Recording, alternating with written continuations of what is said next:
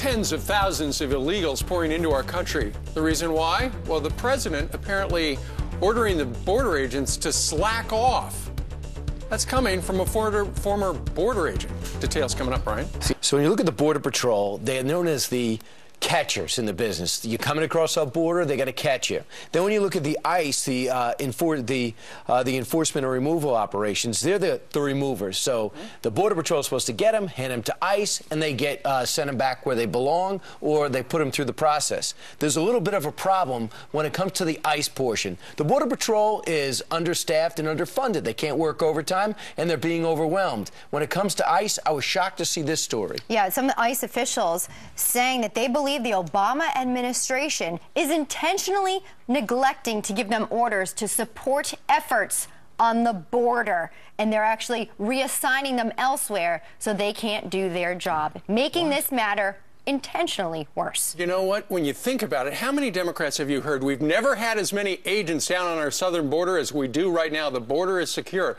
Well, that could be true, and it probably is. But according to this guy, Ronald Colburn, former National Deputy Chief of Border Patrol, the White House is reassigning them away from the border. Meanwhile, somebody who is not in a border state, the state of Utah, but he is the governor there, Gary Herbert, was on with Greta last night.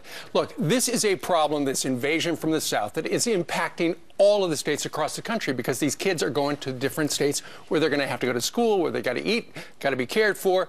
This is not a problem that the state should be dealing with. It's something that Uncle Sam needs to deal with. Here's Gary Herbert.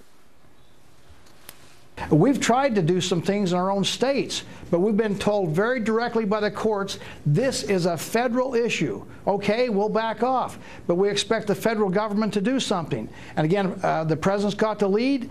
He's got a $3.7 billion program out there. Senator Reid and the Senate Democrats have a $2.7 billion proposal. They're only $1 billion apart.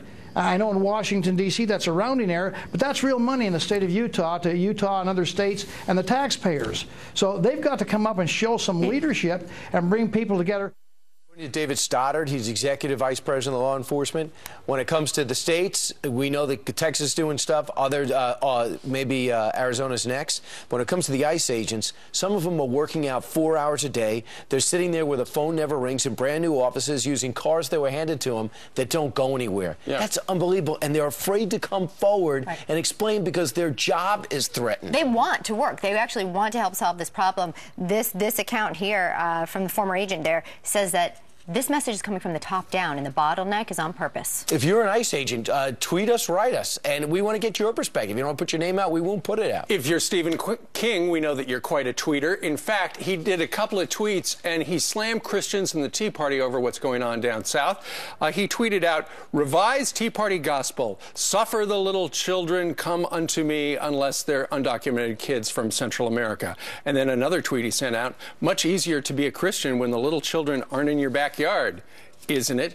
Well, here's the news for Stephen King. After he posted that, he really got schooled from people who said, hey, wait a minute, what are you talking about? You're taking a shot at Tea Party and Christians? First of all, you know, down on the southern border, you got nothing but the Catholic charities. They're doing everything they can. Absolutely. You've got churches, you've got nuns, you've got them down there. Plus, when it comes to Tea Party and conservatives, Glenn Beck this past weekend pledged thousands of dollars to kids.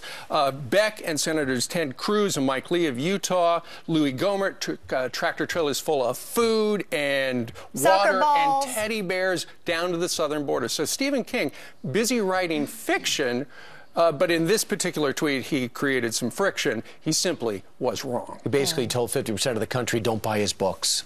He sure did. Well, he should stick to fiction, some say. Let us know what you think about that. All right.